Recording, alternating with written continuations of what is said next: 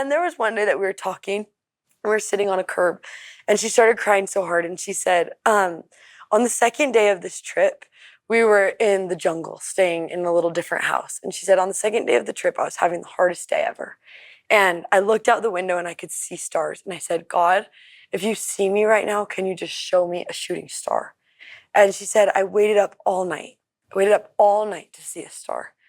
And I didn't see one single shooting star.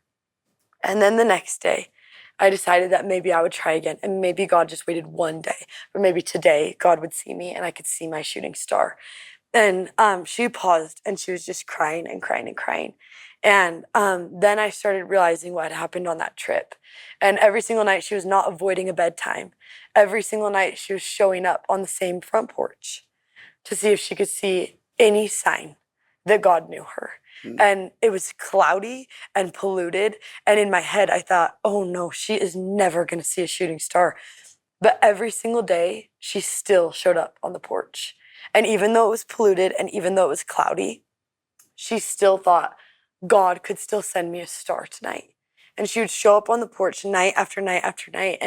And people started hearing about that girl and the star she was hoping for. And people started praying that she would see one.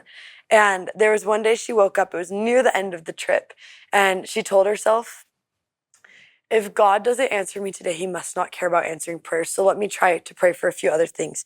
And so she would pray and she started seeing her prayers getting answered little by little. But she still just thought, but what about my star?